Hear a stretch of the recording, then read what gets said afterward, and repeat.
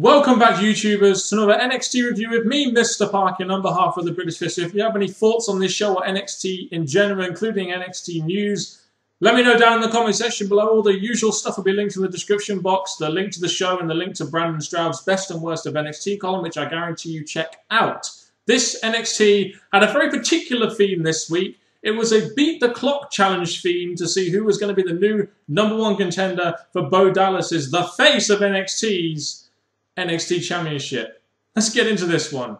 I had a little bit of an issue watching NXT this week. I don't know why. The file that I usually stream to actually watch the show, it kept missing bits out that I saw from the spoilers and from the report that I read from Brandon Stroud's Best and Worst of NXT column. It looks like it was missing bits out, and I kind of felt like this opening segment, Bo Dallas's homecoming, with JBL and Sami Zayn intervening, of course, I kind of feel like I missed the crux of that, like the entertainment aspect of that. I must have missed the first 3 or 4 minutes when apparently he was showing photos and stuff like that, and I just didn't watch that, so I can't really give an opinion on something I didn't see, which is unfortunate because I was quite looking forward to watching this damn segment. But I did see the part which helped set out the Beat the Clock challenge theme for this week. You had JBL coming out to say Bo Dallas is the face of NXT. Kind of reminds you of Triple H, right? And he's been a great international ambassador for NXT. Bo Levers all around the world.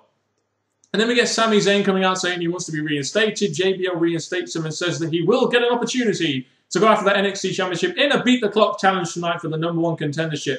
Seems like they're using a similar storyline than they did with Daniel Bryan, what they're kind of doing with Bo Dallas and Sami Zayn, with Bo Dallas being the face and what's best for business and Sami Zayn being the underdog going through. It kind of seems like, you know, once again, the Bo Dallas-Sami Zayn feud is going to be a crux going forward, even though I know for a fact they're going to be doing Bo Dallas versus Adrian Neville for the 200th episode, which kind of ruined my enjoyment of the Beat the Clock challenge a little bit, which this whole show was based on.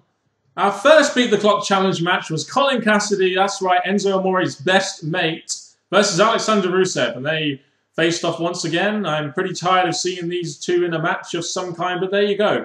Rusev had a tough job beating Colin Cassidy. I guess that's understandable as he is 7 foot tall. He beat him in about 5 minutes, 33 seconds. Not really too bothered about the match. So one thing I do want to talk about here, apparently Enzo Amore suffered a serious injury. I believe he suffered a broken leg. So it doesn't look like we'll be seeing much of Enzo Amore from now until maybe later next year. And that's a real shame because Enzo Amore was a really entertaining character on NXT, was one of the characters I looked forward to seeing, especially on the mic every week. And it doesn't look like he's going to be there anymore because of, I believe, what is a broken leg. So a real shame for a wrestler that was on a roll. And it just shows you how injuries can just disrupt things, especially when you're a developing talent coming through WWE's Performance Center.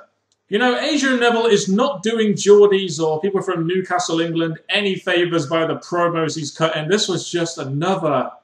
I just had to do this when I saw Adrian Neville's promo. It's just like, this is just another promo which... just Adrian Neville's promos need to improve. But at least we made up for that by having the adorable Bayley acting like a teenager saying, Charlotte, I'm going to get you! That's kind of entertaining. Also, apparently, Hunico and Camacho challenged the Ascension. Okay, I guess we do need some new tag teams to go up against the Ascension, especially now Enzo Amore and Colin Cassidy are going to be a tag team. So I guess this is the best we got. I mean, they jobbed to Great Khali on SmackDown, both of these guys, but we'll see where this goes. And WWE, I have one thing as well I need to get off my chest. Please, please, please, do not, no,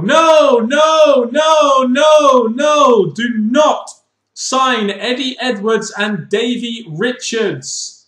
Do you not see these guys? They're great in-ring talents, but have zero personality, have zero character. No.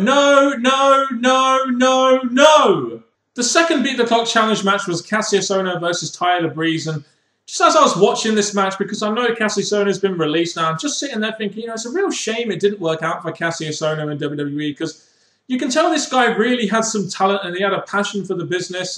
Just a shame he didn't want to do what WWE told him, or so he could have had some kind of career in WWE and maybe hit the big time down the line. It's just something I was thinking about as I watched this match. And you know, there was a moment in this match, actually, where I thought the storytelling was really off. I mean, the storytelling was quite good for most part with all the quick pins and everything.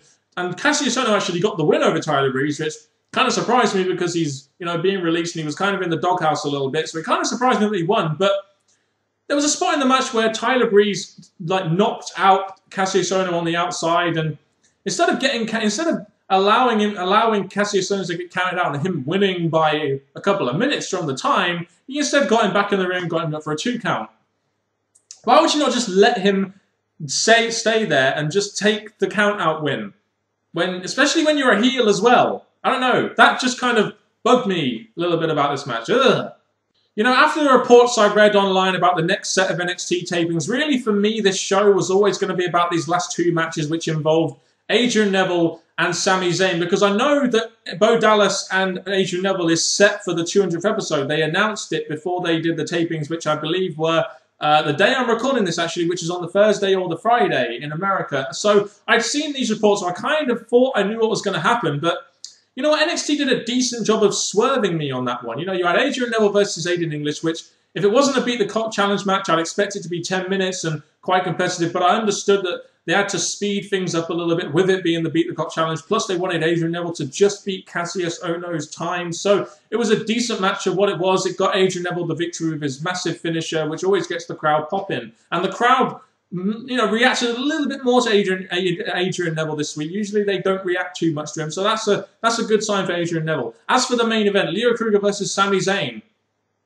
you know, like I said, WWE and NXT in particular did a good job of swerving me and, you know, doing something a little bit unpredictable, because I was thinking, you know, Sami Zayn and Bo Dallas is the main feud going forward for NXT, it seems, by the way they've been featuring it, but Adrian Neville and Bo Dallas is set, so I wondered how they were going to do that, and you had Leo Kruger versus Sami Zayn. Sami Zayn just nearly beats the time, and it ends up that Adrian Neville and Sami Zayn's times are exactly the same. So the JBL came out and announced we were going to have Neville versus Sami Zayn for the #1 contendership next week, which should be one hell of a match. You know what? Going off the storyline they did earlier with Bo Dallas being the face of NXT and Sami Zayn, you know, getting the opportunity to face the face of NXT. Yeah, that sounds a bit weird to say, but I kind of assumed they were going to do like a cop-out on Sami Zayn. And I really wouldn't have minded it if they had Sami Zayn maybe not beat the time. Maybe he had the pin but couldn't get the pin on time, just so you could overcome the odds that little bit more and keep this feud going on in an interest. But as it was,